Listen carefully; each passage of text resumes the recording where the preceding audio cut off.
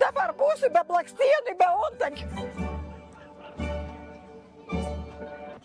Žinokit, norint išminkyti daunelį pirmą derliaus grūdų, reikia dėti 2 dalys kveitinių miltų, 1 dalį rogėnių, biški druskėlis, biški aliejaus, iššalt vandenėlį. Nu jau kiekvieną gaspadėnį, juk jau anajaut, kokį tą daun turbūt.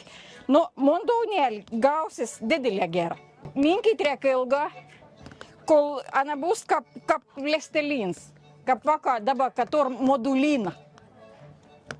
Aš kad suminkau to daunelį, aš visą laiką padedu pailsėti po kokį rankšlaustoką. Dėl to, kad, ana tur vis tiek biški pasistovėti. Kad biški miltą išbrinktų, kad ana įgautų tokį daunas formą. Va, kokį dailį, žiūrėkit. Iki vakaro. O tada iš viso nekep. Mums tur atkep.